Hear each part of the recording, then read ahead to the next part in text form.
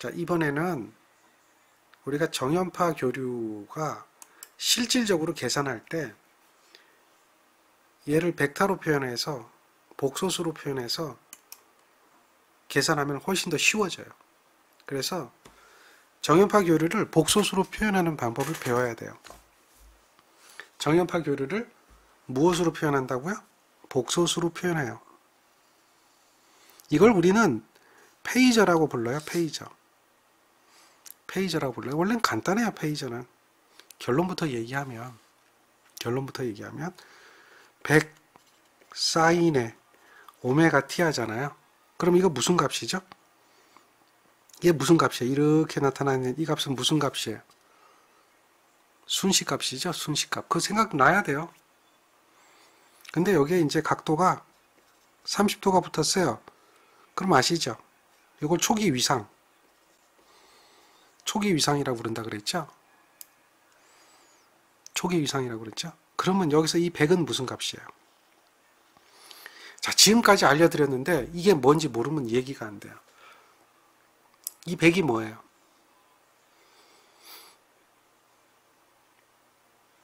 최대값입니다. 최대값이에요. 이걸 아직도 모르면 이제 더 이상 할 말이 없어지는 거예요. 아셔야 돼요. 얘는 지금 전체적인 것은 순식값을 나타내고 요 사인 앞에 있는 이 값이 최대값이에요. 그러면 얘는 당연히 정연파죠. 왜 정연파예요? 이렇게 사인이라고 돼 있으니까. 요거를 우리는 V라고 하면 요거를 V라고 해서 점을 찍어요. 그럼 얘를 페이저라고 부르는 거야. 페이저. 얘는 얼마냐? 100의 각도가 30도인 거예요. 디그리. 이걸 페이저라고 그래요. 지금 얘는 무슨 값이죠? VM이죠. 최대값의 페이저일 뿐이에요. 즉 얘를 이렇게 표현하는 거예요. 아시겠죠? 이런 형태를 우리는 뭐라고 그랬어요? 벡터. 얘를 뭐라고요? 복소수라고 그랬죠. 복소수. 그렇게 표현하는 거예요. 그게 페이저예요. 그게 무슨 얘기냐? 왜 그렇게 표현하느냐? 이걸 우리는 배우는 거예요. 만약에 100이라고 표현된다면 얘는 100의 코사인의 30도, 제2의 100의 사인의 30도 이래 되겠죠. 그래서 얘는 86.6에 더하기 j2의 50 이런 식으로 표현이 되죠. 이렇게 표현하는 것을 뭐라고 불렀어요? 극좌표. 이렇게 표현하는 것을 뭐라고 불렀어요? 직교 좌표. 자, 극좌표하고 직교좌표 생각나시죠? 그리고 요걸 요렇게 바꿔주는 거, 계산기 누르는 방법 다 알려드린 거 기억나시죠? 어디서 했어요? 공학기초 시간에 했어요. 공학기초 시간에. 그러니까 공학기초를 꼭 봐야 되는 거예요. 자, 이걸 계산하려면 계산기 모드는 뭘로 바꿔야 된다고 그랬어요? 모드를 변경해야 되죠. 모드. 이 모드를 눌러주는 거예요. 그리고 뭘로? 컴플렉스라고 하는 2번을 선택을 해주면 되겠죠. 그래서 이 표시가 나와야 돼요. 그러면 100 누르고요. 각도 누를 땐 뭐 누르라 그랬죠? 여기 각도가 있죠. 이거는 이제 노란색 글자니까 노란 거 누르고 눌러야 되죠. 그리고 30. 는 다면 어떻게 되죠? 요게 지금 숫자가 이상하게 나와요. 뭘 바꿔놔서 그래요? 30 디그리잖아요. 근데 여기 뭐예요? 라디안이니까 그래요. 아, 그러면 라디안으로 얘기하면 30으로 하면 안 되겠구나. 파이를 몇 도로? 6으로 나눠줘야 30도가 되겠죠? 그러면 이제 제대로 답이 나와요. 이해하시겠죠? 86.6이에요. SD 누르면 돼요. 되겠습니까? 자, 뭘로 놨기 때문에 여기가 라디안으로 놨기 때문에 이렇게 바뀌는 거예요. 만약에 그냥 30디그리로 표현하려면 셋업을 바꾸면 돼요. 라디안이 아니라 디그리로 3번을 눌러서 여기를 디그리로 바꿔주는 거예요. 그럼 지금 이거 누르면 답이 안 나와요. 따라서 이때는 여기 각도를 뭘로 넣어야 돼요? 30으로 디그리예요. 30 각도 디그리예요. 30 라디안 그렇게 가는 거예요. 그러니까 디그리인 거죠. 눌러보세요. 똑같아져요. 똑같아져요. 아시겠죠? 라디안과 디그리 개념 기억하셔야 돼요. 어느 것이 편한지는 본인이 선택해야 돼요. 디그리가 편하면 디그리로 하시면 되고요. 라디안이 편하면 라디안으로 하시면 돼요. 어렵지 않아요. 계산기에다가 나는 디그리로 각도를 넣을 거야 라고 하는 표시고요. 나는 라디안으로 각도를 넣을 거야 그러면 이거 R로 바뀌는 거죠. 그라디안은 또 뭐 개념이 전혀 다른 거니까 신경 쓰실 거 없고요. 저는 여기서 이제 픽스라고 넣어놓은 것은 뭐냐, 소수 두째짜리까지 끊겠다 그래서 여러분들 계산기는 소수 두째짜리까지 끊지 않고 길게 나오잖아요. 그게 저는 좀 보기 싫어서 셋업을 눌러서 픽스 했어요. 6번을 눌러가지고 소수 몇 째짜리까지냐, 두째짜리까지 해서 2를 누른 거예요. 그러면 소수 두째짜리까지 나와요. 그럼 파이가 3.14, 1592, 654인데 그냥 3.14로 표현이 되죠. 이렇게 소수 두째짜리까지만 보겠다는 거예요. 셋째짜리까지 보겠다 그러면 픽스 누르고 셋째짜리까지 하면 돼요. 그 모든 결과는 소수점 두째짜리까지로 표현하는 거예요. 즉 이런 것도 소수점 두째짜리까지로 표현하는 거예요. 그게 픽스예요. 무슨 얘기인지 아시겠죠? 그 픽스라는 기능도 하나 알려드렸어요. 자, 어쨌든 간에 여기서 이렇게 가는 건 이제 이해가 되죠. 이거는 공학기초 시간에도 했고 계산기를 가지고도 표현을 했어요. 자, 요 이야기는 차후에 계속하게 될 거고요. 그런데 그렇게 되어지는 이유, 요게 기본이에요.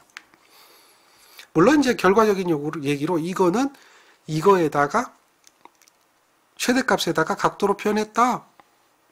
이것만 알면 돼요. 결론 얘기하면 100이고 30도, 30디그리 그것만 알면 돼요. 근데 왜 그럴까? 왜 그럴까? 이거죠. 이걸 보세요. 얘는 지금 우리가 정연파죠. 얘는 원이에요. 회전하는 원이에요. 회전하는 원. 잘 보세요. 여기 있을 때가 여기 있을 때요. 얘가 여기서 이렇게 증가하잖아요. 그럼 얘가 여기서 이렇게 증가해요. 자, 이해됩니까? 얘가 이렇게 증가하죠. 그럼 얘도 이렇게 증가해요. 그래서 여기서 최대값까지 올라오면 얘는 몇 도가 돼요? 이렇게 올라와요. 여기서 여기까지가 몇 도예요? 90도죠. 다시 이렇게 가죠. 그럼 얘는 어떻게 돼요? 감소하죠. Y축으로 감소하잖아요. 이렇게 감소해요. 그래서 요게 요까지 내려오면 쭉 와서 요까지 내려오는 거죠. 각도는 자꾸 이렇게 가는 거예요. 얘가 여기까지 오잖아요. 그럼 이게 이렇게 와요. 이렇게 회전하죠. 얘가 다시 파형이 이렇게 내려가면 얘는 어떻게 돼요? 이렇게 오죠. 그래서 파형이 마이너스로 최대치 오면 이렇게 올 거고요. 다시 얘가 증가하죠. 그럼 얘는 다시 이만큼 와요. 요 오는 위치가 어디예요? 여기가 되겠죠. 요까지 오면 오는 위치는 이렇게 될 거예요. 이렇게 대응하죠. 그래서 마지막에 요까지 오잖아요. 그럼 다시 원위치. 그래서 얘가 다시 올라가죠. 그러면 얘는 다시 또 올라가요. 그래서 얘가 요렇게 올라가게 되면 얘도 다시 요렇게 올라오죠. 그러니까 정연파 교류는 이렇게 주기적으로 계속 바뀌는데 이거를 크기만을 보니까 얘는 어떻게 되죠? 이렇게 원 운동을 하는 원으로 계속 회전하는 것을 보여주고 있는 거죠. 그렇게 표현할 수가 있어요. 그러니까 여기에 해당하는 값은 여기에 해당되는 값은 결국은 이렇게 따라가 보니까 여기에 해당되는 값이 되겠죠. 여기에 해당되는 값은 여기에 해당되겠죠. 이거를 우리는 찾아낼 수가 있어요. 결국 뭐냐? 이러한 파형은 여기가 Y축에서 제로인 점에 만나는 시점이 되니까 결국 세타라고 하는 거거든요. 그럼 여기에 해당되는 값은 요것이 될 것이고 요 각도가 세타라는 건 우리가 알 수가 있잖아요. 무슨 얘기인지 아시겠죠? 그러니까 이렇게 된 파형을 나타낼 때는 VM의 사인의 오메가 t 플러스 세타라는 파형이었는데, 이런 파형이었는데, 결국 이 파형은 여기 이 회전하는 벡터상의 표현을 해보면 VM의 각의 세타라고 하는 이러한 식으로 표현할 수가 있다라는 거죠. 대응되는 값이잖아요. 여기가 VM인 건 똑같죠? 여기가 VM인 건 똑같단 말이에요. 그러니까 VM의 값이 회전하는 벡터로 표현할 수가 있다. 그래서 이러한 VM 사인 오메가 t 플러스 세타라고 하는 것은 이렇게로 표현할 수가 있고 또는 이렇게 표현할 수 있다. 얘는 무슨 값이에요? 최대로 표현할 수 있고 얘는 뭐예요? 시료로 표현해도 된다. 이게 페이저라는 거죠. 이제 페이저에 대한 개념을 이해하셨죠? 왜 그렇게 표현할 수 있는가? 정연파 교류는 결국 회전하는 벡터이기 때문에 그걸 페이저라 그러고 복소수 형태로 정연파 교류를 표현합니다. 이 교류는 크기하고 방향이 있는 거예요. 항상. 이해하시죠? 크기하고 방향이 있어요. 그렇기 때문에 페이저 형태로 표현한다. 자, 그러면 잘 보세요. 자, 이제는 뭐 쉽게 이해를 하실 수 있으니까 잘 보세요. 자, 요거는 여기가 0이면 여기가 세타 1이죠. 그러면 이 점선의 파형, 이 V1의 파형은 뭐가 돼요? 세타 1만큼 플러스 되어 있는 거, 이쪽이 플러스 된 거예요. 먼저 시작하고 있는 거니까. 그러니까 세타 1만큼 플러스 되어 있는 거예요. 그래서 이 점선, 이 V1은 점선이거든요. 점선의 파형은 위로 올라가죠. 그리고 뒤에 있는 이 V2에 대한 점선, 요거죠. 이거는 세타 2만큼 이쪽으로 가면 마이너스 된 거예요. 늦게 시작하는 거죠. 얘는 먼저 시작하니까 플러스, 늦게 시작하니까 마이너스. 요쪽이 플러스, 여기 밑에가 마이너스예요. 그러니까 각은 1상한이 플러스, 이 4상한은 마이너스죠. 여기가 0도죠. 그걸 기억하셔야 돼요. 그래서 얘는 V1이니까 이렇게 세타 1. 얘는 이 V2죠. 이거는 V2니까 밑으로 가 있죠. 늦게. 네, 마이너스로 표현한다. 이 페이지예요. 자, 그것도 기본적인 이야기고요. 자, 여기 보세요.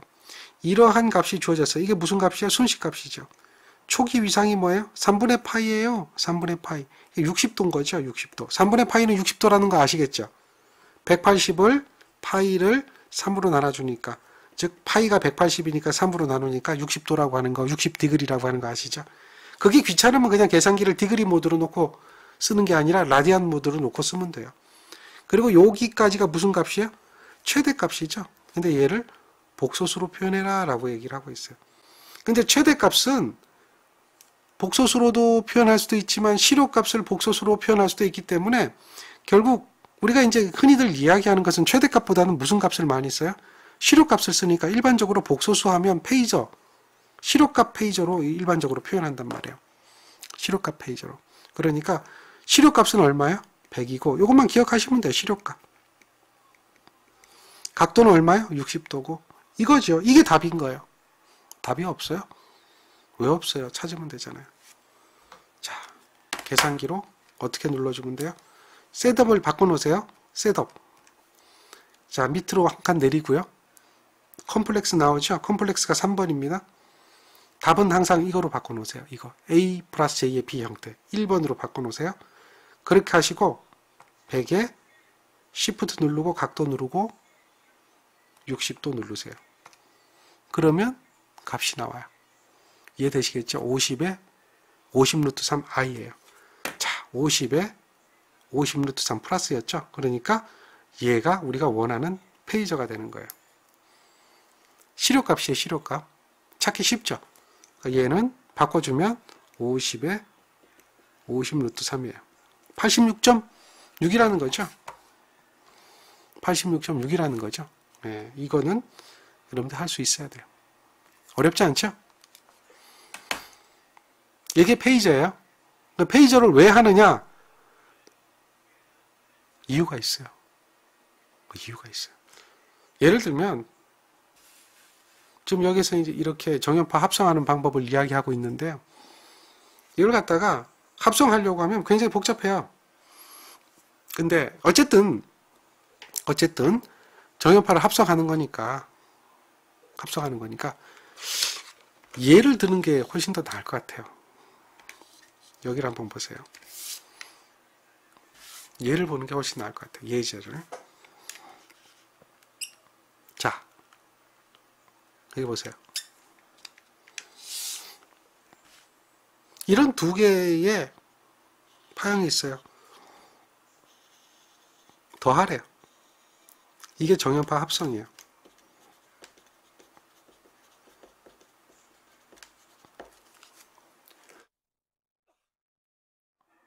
더할 수 있어요?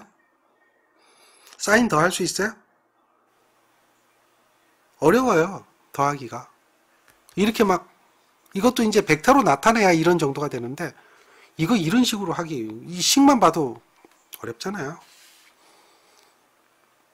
그런데 쉬워요. 왜 쉽냐? 얘 30에 0도짜리야. 시료값으로. 얘 40에 90도짜리예요. 40에 얼마짜리예요? 자, 요렇게 표현이 되는 거야. 이걸 갖다 우리는 뭐라고 그랬어요? 페이저라고 그랬어요. 여러분들 지금까지 배운 게 이거잖아요. 각도가 없죠? 그러니까 이렇게 나타내는 거 이해하시겠죠? 간단해요. 그러니까 합성해 보세요. 얘 무슨 값이에요? 시료라 그랬죠? 시료. 지금 우리는 시료값으로 얘기하는 거예요. 최대값 아니에요. 그러면 결국 더하는 거예요. 이걸 더하는 거잖아요. 더하는 거는 30에 0도 더하기 40에 90도인 거예요. 계산기 눌러보세요. 이게 중요한 거예요. 이걸 할 수 있다는 거.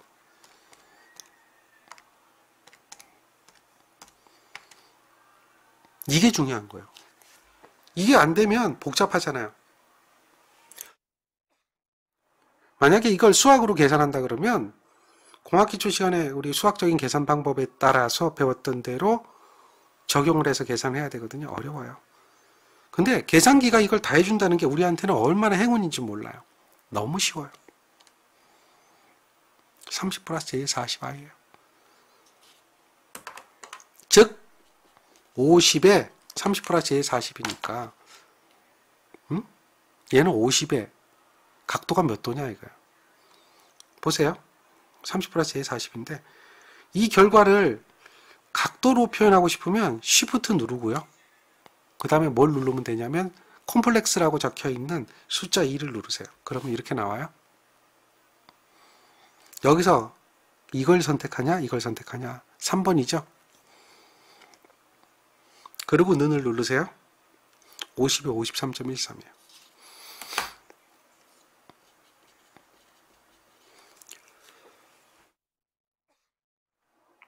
자, 이해되죠? 50에 53.13이에요. 그러니까 얘는 시료값이 50이잖아요. 루트 2의 사인에 오메가 t에 더하기 53.13 디그리 이거예요. 그러니까 이 파형 두 개를 합성하잖아요. 그럼 이게 되는 거예요. 이런 파형이 되는 거예요. 이 파형 두 개를 더하면 이 파형이 나와요. 더하면 무슨 얘기인지 아시겠죠? 이걸 이렇게 간단하게 구하는 거예요. 이걸 뭐 언제 여러분들 이런 형태 이걸 공식으로 해가지고 이런 걸로 각도 구하고 이런 걸로 크기 구하고 이거 언제 하냐는 얘기죠. 아니죠. 간단하죠. 그러니까 우리가 뭘 표현할 수 있느냐? 바로 이 페이죠. 지금 이 문제의 답은 뭘 구한 거야? 50을 구한 거죠. 50을 구한 거죠. 왜? 문제에서 뭘 물어봤으니까? 시료값이니까. 만약에 최대값은 그러면 50 루트 2가 되겠죠. 단순하게 시료값이니까 50이 시료값이죠. 최대값은 50 루트 2가 될 거고요. 이해하시겠죠? 왜? 페이저가 무슨 값으로 표현했기 때문에 시료값으로 표현했기 때문에 그렇다라고 하는 거예요. 쉽죠? 이런 거예요. 그러니까 정연파 교류는 우리가 페이저로 해석을 하게 되면 회전하는 벡터로 해석을 하게 되면 굉장히 쉽게 갈 수가 있어요. 뭐 가지고 할 수가 있으니까? 계산기 가지고 할 수 있으니까. 그래서 우리는 계산기를 사용하는 기법을 배우는 거예요. 계산기를. 이 계산기를 쓰면 전혀 어렵지가 않아요. 만약에 계산기가 아니라면 그 다음은 이제 머리 아파지는 거죠. 그래서 10년 전에 공부했던 사람하고 지금 공부하는 사람하고 비교하면 10년 전에 공부했던 사람이 불쌍해요. 왜? 그때는 이런 계산기가 없었어요. 되더라도 반쪽밖에 안 되는 계산기였어요. 반쪽밖에 안 되는 계산기 갖고 하려면 되게 힘들어요. 그지만 얘는 복소수에 대한 사칙 연산이 완벽하게 되기 때문에 너무 우리가 편한 거예요. 그게 행운인 거죠. 아시겠죠? 이것 때문에 제가 이렇게 강의를 하니까 다른 곳에서도 제 강의를 보고 이렇게 따라서 하는 사람들도 지금은 많이 늘어났어요. 근데 이거에 대한 기법은 계산기를 이용한 것은 여러분들 여기가 처음이에요. 잘 보세요. 다음 두 번째 문제 한번 예제로 볼게요. 어느 기준 벡터에 대해서 30도 앞선 200이에요. 그러니까 이걸 수식으로 표현하면 이렇게 되겠죠. 그리고 90도 뒤진 200이에요. 그럼 90도 뒤진 200이면 이렇게 표현하겠죠. 마이너스 90. 그랬을 때 두 전압의 차는 얼마냐? 빼기 하란 얘기죠. 그러니까 결국 무슨 얘기야? 200에 30도 빼기 200에 마이너스 90도 하란 얘기죠. 이거 구하란 얘기예요. 쉬워요. 왜? 계산기가 있으니까. 이제 입력만 하면 돼요. 계산기에다가. 200에 시프트 각도 30도 빼기 200에 시프트 각도 마이너스는 이거 눌러야 돼요. 조그만 거 빼기 누르는 게 아니에요. 90도. 이게 답이에요. 구해보니까 173.2 하나에 얼마죠? 300이요. 플러스네요. 그러니까 얘가 173.21에 제2의 300이죠. 됐습니까? 이걸 찾으면 돼요. 100으로 묶어보세요. 100으로. 이걸 100으로 묶어보면 1.732에 제2의 3인 거죠? 그렇잖아요. 1.732가 루트 3이잖아요. 결국 이거잖아요. 100으로 묶어보면 간단한 거죠.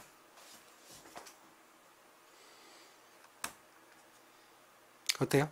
할 수 있죠? 자, 이렇게 우리는 벡터를 이용하면 굉장히 쉽다는 거예요. 그러니까 정연파 합성이라고 하는 것도 벡터를 이용하면 쉬워지는 거예요. 합성뿐만 아니라 뭐 빼기도 구할 수도 있고요. 곱하기도 구할 수도 있고요. 여러 가지 다 구할 수가 있어요. 자, 그러면 이제 정연파 교류를 이용하는 이해하는 방법, 우리가 정연파 교류가 어떻게 표현되는가에 대한 그 방법, 이런 것들을 아셨으니까 이제는 이제 기본적인 문제들을 우리는 해결을 할 수가 있습니다. 자, 이제 이해하는 문제들이에요. 먼저 얘는 I1이고요. 얘는 I2예요. 얘 코사인이네요. 위상차 구하라 그러죠. 그러면 이 코사인을 뭐로 바꿔줘야 돼요? 사인으로 바꿔줘야 위상이 비교가 되겠죠. 그러니까 I2는 IM의 코사인을 사인으로 바꿔줘요. 그러면 어떻게 되죠? 코사인은 사인보다 90도 앞서죠.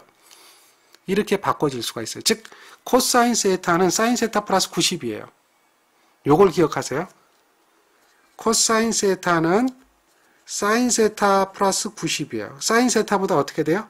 90도 앞서 있다는 거, 요거 항상 기억하세요.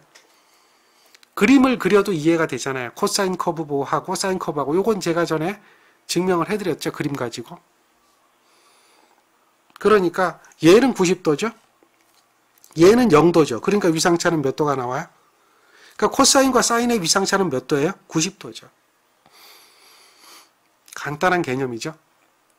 기본 개념입니다. 그러니까 우리가 요구하는 것은 바로 이러한 기본 개념을 이해하라라는 얘기예요. 정리가 되죠? 자, 우리 정연파 교류 표현하는 방법. 자, 이렇게 기본적으로 얘기했죠. 뭐 VM이다 라고 하면 사인의 오메가 t죠. 플러스 세타죠. 자, 여기서 오메가는 뭐였어요? 오메가. VM의 사인의 오메가는 뭐였어요? 2파이F라고 했었죠. 오메가 주파수 얘기할 때 얘기됐던 거죠? 2파이 F지 오메가 T에다가 플러스 에타요. 이게 이제 정연파 교류에 대한 기본 스탠다드한 폼이죠. 스탠다드한 폼이에요. 그러면 지금 보세요. 이렇게 주어졌어요. 주파수 구하래요. 그럼 여기다 비교를 해보세요. 141에 사인에 377T에 마이너스 6분의 파이에. 그러면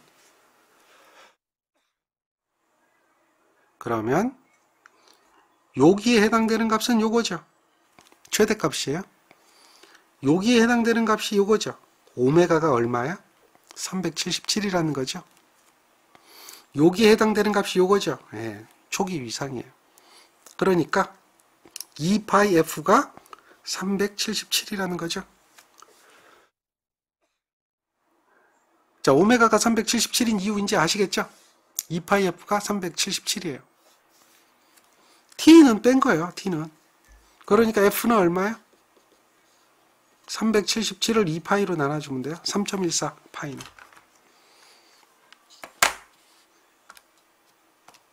377 누를 줄 알고요. 2파이 누를 줄 알겠죠? 이제는 는 60이죠.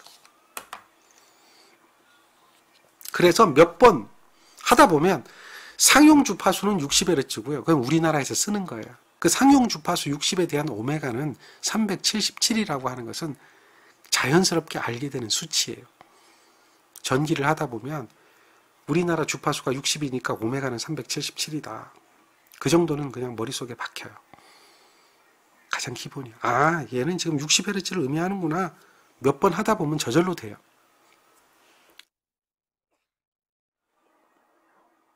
이해하시죠? 쉽죠?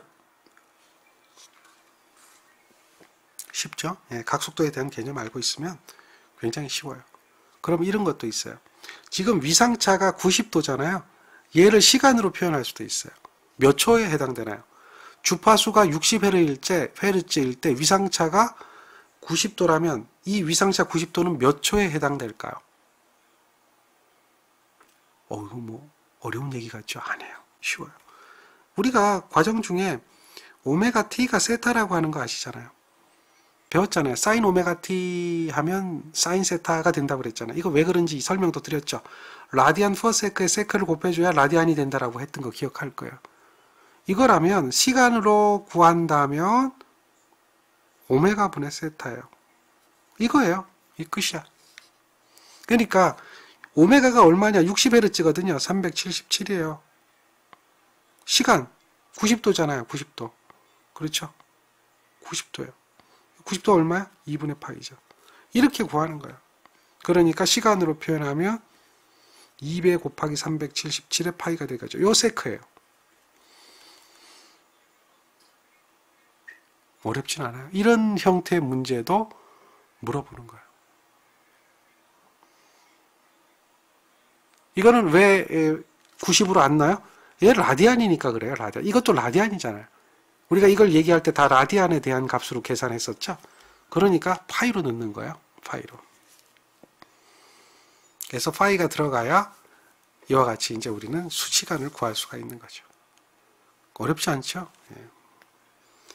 자, 이런 문제도 한번 볼까요? 교류 전류는 크기와 방향이 주기적으로 변하는데요.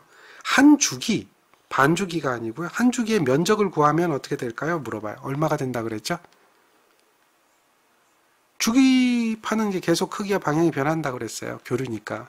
플러스 마이너스 변하니까 결국 한 주기를 구하면 0이 돼 버리는 거죠. 그래서 그거에 대한 평균값을 구할 수가 없다라고 됩니다. 따라서 평균값을 못 구하니까 어떻게 한다? 한 주기를 구하는 것이 아니라 반주기를 구해서 평균값으로 구한다. 뭐 또 실효값으로 구한다. 이렇게 우리는 배웠던 거 기억하시죠? 한 주기는 0입니다. 자, 다음 문제 한번 볼까요? 정연파 교류의 실효값을 계산하는 식은 뭘까요? 이거 예제에서도 했었죠? 예제에서도 했었어요. 가능하죠? 자, 그 다음에 문제를 한번 또 볼까요? 이런 문제도 재미있는 문제 중에 하나예요. 이거에 대한 그 사선 부분에 대한 이게 이제 정연 반파가 아니고요. 정연 반파에서도 조금 잘라져 버렸어요. 그래서 사선 부분, 여기 지금 음영 부분으로 되어 있는 이 부분에 대한 평균값을 구하래요. 평균값을. 그럼 적분 구간이 좀 바뀌는 거죠. 적분 구간이. 원래는 이제 정연 반파하면 이게 100의 사인에 오메가 t 뭐 이렇게 나오잖아요. 이 정연파니까. 네? 100의 사인에 오메가 t 0도로 시작했네요. 이거거든요. 얘를 우리가 이제 평균값을 구하려고 하면 한 주기는 2파이죠. 여기까지가 변화되는 부분이니까 다시 시작되는 부분이 여기잖아요. 그러니까 2파이예요. 그래서 2파이분의 1에 인테그랄 0에서부터 파이까지를 구해야 되는데 4분의 파이부터 파이까지를 구하는 거예요. 그리고 100의 사인의 오메가 t가 되는 거죠. 만약에 얘가 정연파라고 한다면 여기 0에서부터 파이까지가 되겠죠. 한 주기가. 근데 얘는 이제 0에서부터 2파이까지를 했기 때문에 얘는 뭐가 돼요? 반파가 되는 거죠. 반파. 그래서 요거를 구하면 되죠. 요거를 갖다 d 오메가 t니까 d 오메가 t로 이렇게 해서 구하는 거죠. 세타 d 세타니까요. 이렇게 구하는 거예요. 그래서 얘를 구하면 계산기를 눌러야 돼요.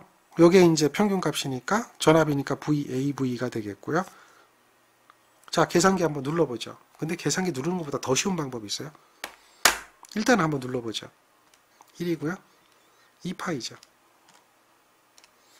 그냥 그대로 눌러요. 옆으로 가서요. 인테그랄 누르고요. 인테그랄이 안 눌러지는 이유는 모드 1번을 해야 돼요. 그래야 인테그랄 눌러져요. 복소수 모드에선 적분이 안 되니까요. 이렇게. 그 다음에 100 사인 x dx잖아요. 사인 알파 x dx. 됐나요? 자, 적분 구간 분수 파이 시프트 파이 4. 뭐 어려운 거 아니죠? 옆으로 가서 다시 어디까지? 요게 그 2파이까지 간다고 그랬죠? 이렇게. 요걸 바꿔야 되겠네요. 파이로. 자, 다시 는 눌러보죠. 자, 얼마 나오는지? 27.17. 오케이. 요게 답입니다. 27.17이요. 그래서 답은 이건데요. 이렇게 구하는 거는 자, 공부를 굉장히 스탠다드하게 한 거예요. 그런데 요령이 조금 붙잖아요. 저 같으면 어떻게 답을 구하냐면 이렇게 구해요. 이게 다 채워지면 여기까지 다 채워지면 얘는 무슨 파형이 돼요? 정현 반파가 돼요. 평균값 어떻게 되죠? 파이분의 반파니까 VM이에요. 최대값이 얼마죠? 100이고요. 파이가 3.14죠. 계산해 보니까 얼마죠? 100을 파이로 나눠줘요. 31.83이에요. 가만 보니까 여기 부분이 줄어들었거든요. 다시 얘기해서 31.83보다 커질 수는 절대 없다는 거죠. 지워버리니까 1번만 답이네요. 31.83보다 약간 작은 값 찾으니까 1번만 답이네요. 끝! 정연 반파만 보니까 그리고 평균값 구해보니까 이건데 이거보다 절대 커질 수는 없잖아요. 그러면 1번이 답이죠. 적분? 안 해도 돼요. 이해하셨죠? 안 해도 돼요. 얼마든지.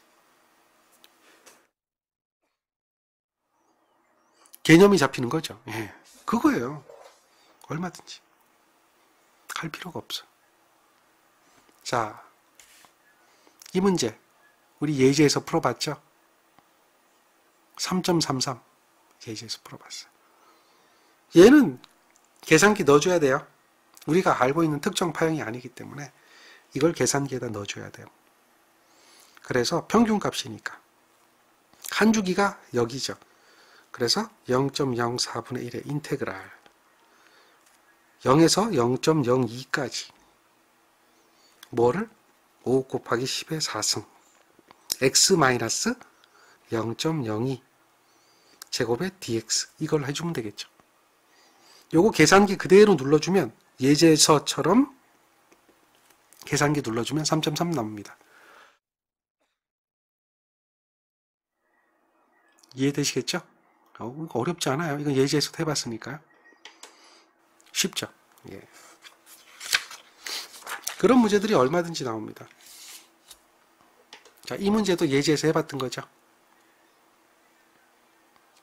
똑같잖아요. 해봤죠?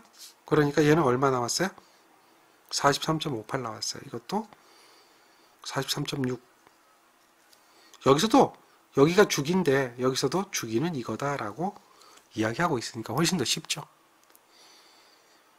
자, 그런데 이 값이 나왔어요. 이거에 대한 실효값을 구하래요. 실효값.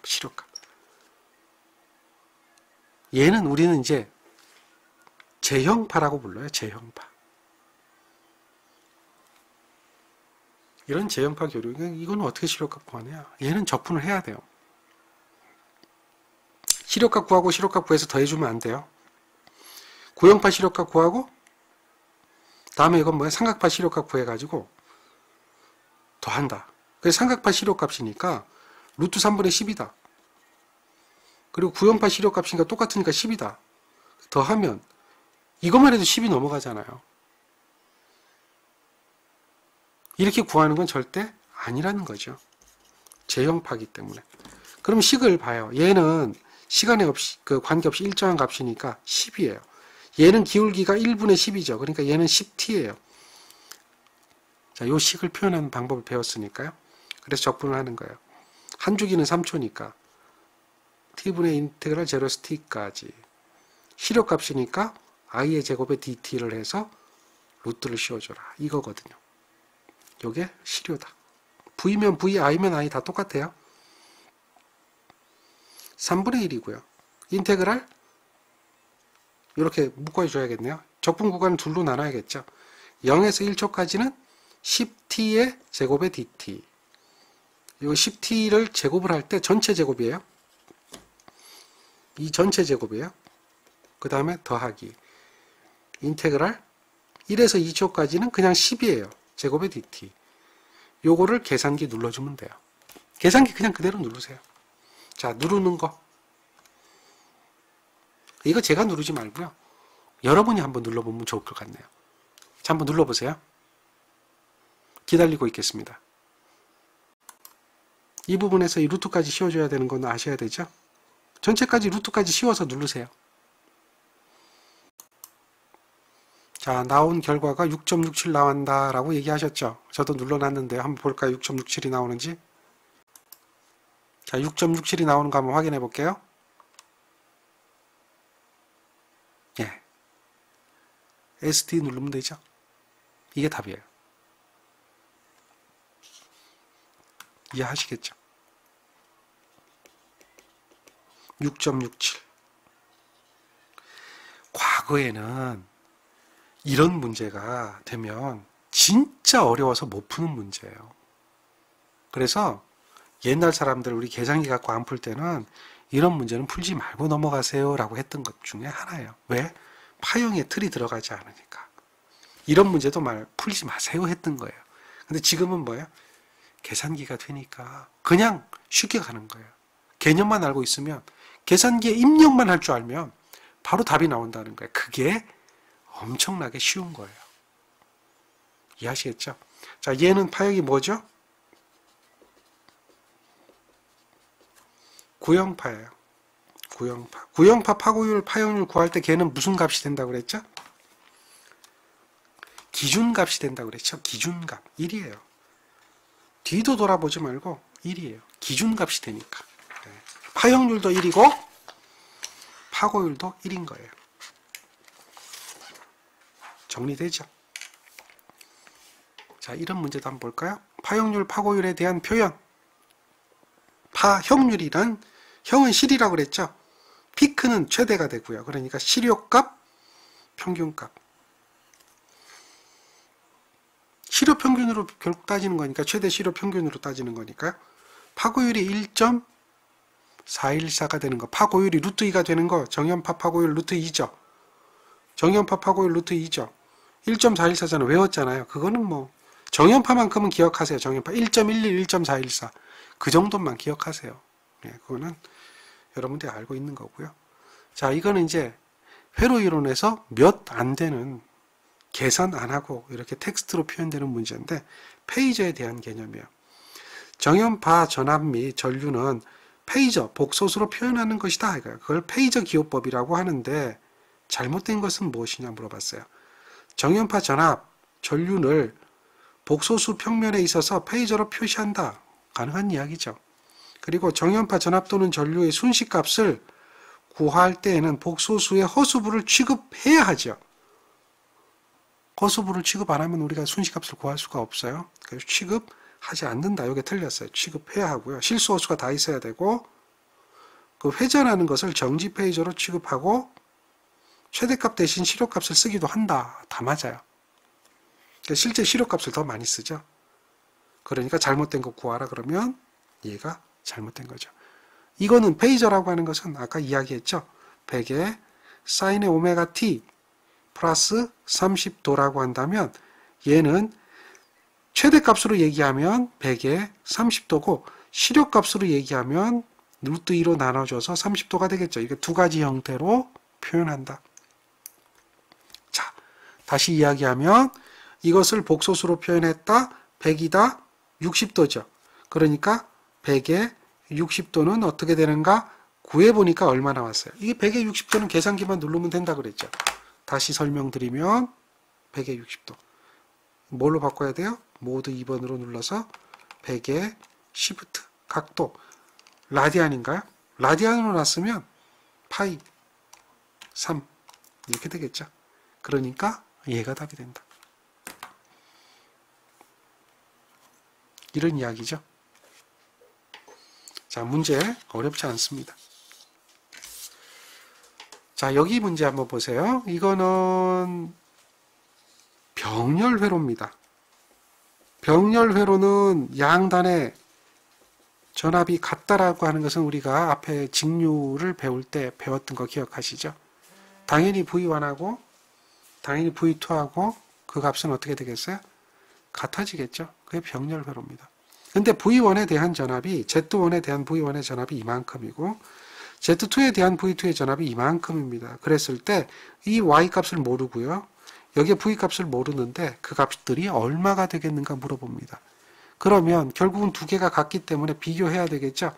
어떻게 비교해야 될까요? 요 V의 이 30도라고 하는 것을 이런 형태로 만들어줘야 돼요. 즉 얘가 극이 되어 있는 것을 뭐로 바꿔야 돼요? 직교로 바꿔서 직교로 바꾸면 실수는 실수끼리 같아지겠고요. 허수는 허수끼리 같아진다라고 하는 조건을 이용하면 되겠죠. 어렵지 않죠? 즉 이거는 이제 그 계산기로 할 수가 없어요. 왜냐하면 문자니까. V의 코사인의 30도 다음에 더하기 J의 V의 사인의 30도입니다. 이것은 뭐하고 똑같다? 루트 3의 더하기 J의 Y하고 같다라는 거죠. 아, 그러니까 이거하고 이거는 같고 이거하고 이거는 같구나 라고 얘기할 수 있죠. 그럼 보세요. 이거는 문자 미지수 하나 있고 상수가 있죠. 그러니까 V의 코사인의 30도. 이거는 루트 3이죠. 그러니까 V는 얼마예요? 루트 3을 코사인 30도로 나눠주면 되겠죠. 이건 디글입니다. 이걸 계산하면 돼요. 얘가 얼마냐? 2가 나와요. 2. 자, 2가 나오는데 나는 이렇게 나와요 하는 분들이 있을까요? V가 얘가 루트 3이었죠? 이렇게 되고 코사인에 30도 이렇게 하면 안 돼요. 응? 코사인에 30도 이거 아니에요. 왜 안 돼요? 이거? 뭐기 때문에?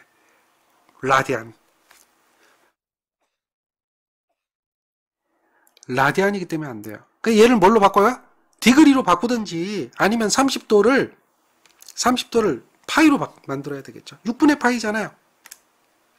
라디안으로 대입하려면 라디안으로 넣어야죠. 그래야 답이 되는 거예요. 이해했죠?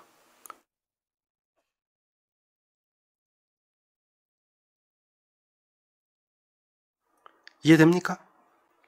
그렇죠. 이거예요. 항상 라디안하고 디그리하고의 관계를 잘 생각해야 돼요. 그러니까 이제 이런 2가 나오는 거죠. 나는 2가 안 나와요. 뭐 이런 분들이 많단 말이에요. 그게 디그리냐 라디안이냐 그거를 선택을 잘 못해서 그렇다는 거죠. 구했어요. 그럼 V는 2예요. 이거 두 개 답 아니죠. 둘 중에 하나죠. 잘 보세요. 요거하고 요거 같은 거예요. 그럼 이게 첫 번째 식이었으면 두 번째 식은 V 사인의 30도는 얼마야? Y예요. 근데 이거 2거든요. 그러니까 2 사인의 30도는 Y예요. 그러니까 요걸 계산하면 얘가 얼마죠? 사인 30도는 2분의 1이잖아요. 그러니까 Y는 1이죠. 역시 요 30도로 넣으려면 디그리로 바꾸든지 아니면 6분의 파이로 집어넣어야 돼요. 그러니까 1이에요. 그러니까 Y는 1이니까 V는 2고 Y는 1이니까 이거죠. 이렇게 구하는 거예요. 이거는 복소수에 대한 어떤 직교좌표, 극좌표 표현의 수식적인 것을 알아야 되고요. 그래서 난이도가 좀 있는 거죠. 알아야 되고 또 기본적인 개념이 병렬 연결했잖아요. 이런 병렬 연결했을 때에 대해서 병렬 연결점에 대한 전압이 같다라고 하는 거 그걸 이해를 해야 되고 전압이 같은데 그러면 같다라고 비교할 때 결국은 같아지려면 실수는 실수끼리 같아야 되고 허수는 허수끼리 같아야 된다. 그래야 벡터가 같아지는 거니까 그런 개념으로 문제를 푸는 거죠. 자, 이 문제 한번 볼까요? 우리 지금 몰라요. 지금 임피던스 배운 적도 없어요. 그런데 잘 봅시다. 일단은 모르는데 Z가 뭔지 몰라요. 그냥 개념만 보세요. 이런 오음이 있어요. 그런데 이게 이제 오음이죠. 그럼 우리 직류회로에서 저항하고 같은 거죠. 요거는 볼트죠. 그러면 뭘 구해요? 암페어 구하래요. 그럼 어떻게 구해야 돼요? 자, 임피던스 Z가 뭔지 몰라요? 몰라도 좋다 이거예요. 얘는 볼트고요. 얘는 오음이에요. 그럼 암페어 구하려면 어떻게 해야 되죠? 이걸 적용하는 게 무슨 법칙이죠?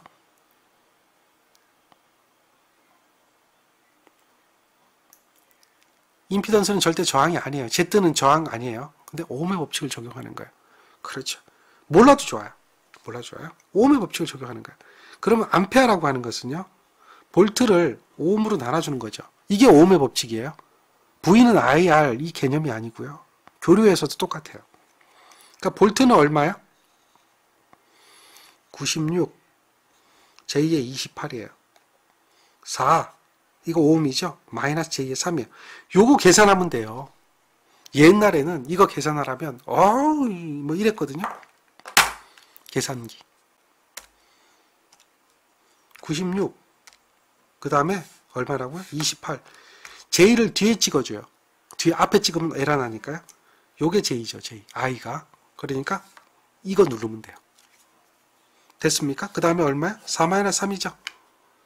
밑으로 내리고요.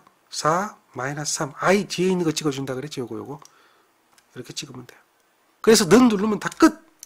12 플러스 J 16이에요. 그러니까 이게 12 플러스 J의 16이에요. 없어요. 어느 건지 몰라요. 아니죠. 모르는 게 아니죠. 좌표 변환하면 되죠. 어떻게 좌표 변환하면 돼요? Shift 컴플렉스 누르라 그랬죠. 2번. 여기 2번 컴플렉스. 그러니까 이 컴플렉스 누르려면 노란 단추 눌러야 된다 그랬죠. 그러니까 요 위에 있는 Shift 누르고 요 2 누르죠. 그럼 어떻게 바뀌어요? 자, 뭘로 눌러야 돼? 3. 외우세요. 좌표 변환 Shift 2, 3. 외우면 돼요. 20에 각도가 안 맞네요.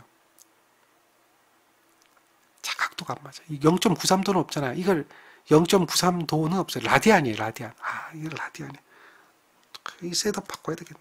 이건 뭐 여러분들 언제든지 바꾸세요. 그럼 바로 바뀌니까요. 53.13. 20에 53.13이에요. 그러니까 얘는 20에 이해되죠? 이렇게 바꿨어요. 그럼 20이에요. 20. 자, 요거는 20이죠. 이렇게 표현하는 것을 우리는 무슨 좌표 형식이라 그러냐면 지수 좌표 형식이에요. 극좌표하고 똑같아요. 이퀄 극좌표라고 보시면 돼요. 그래서 얘는 20에 2에 j 에 53.13이에요. 이게 지수 좌표 형식이에요. 익스포넨셜. 크기하고 각도 이런 식으로. 그냥 이 한 문제밖에 없으니까 그러니까 20이죠. 그러니까 얘는 답 아니에요. 이거죠. 근데 알파냐 베타냐, 알파냐 베타냐, 어느 게 53.13이냐 이거예요. 3분의 4냐 4분의 3이냐 눌러보면 되겠죠. 아크탄젠트, 아크탄젠트 4 나누기 3 이거냐 이거예요. 없어졌나요? 아크탄젠트 이거냐 이거예요. 이게 몇 도냐면요 이거예요. 그렇네요. 알파네요. 알파. 이거 아니네요. 알파네요. 이게 53.13이네요. 이거는 36.87이에요. 계산해보면. 그러니까 답은 몇 번이에요? 1번인 거죠. 1번. 이게 되게 어려운 문제인데, 진짜 어려운 문제인데, 지수좌표도 알아야 되고 하는데, 지수좌표 어려운 건 아니에요. 그냥 크기는 우리가 이게 20을 각도 나타낼 때 크기. 각도를 지수 위에 쓰는 것밖에 없어요. 그냥 그대로 하시면 되는데. 그런데, 요게 되기 때문에. 여기서 이렇게 되기 때문에 찾아낼 수가 있는 거예요.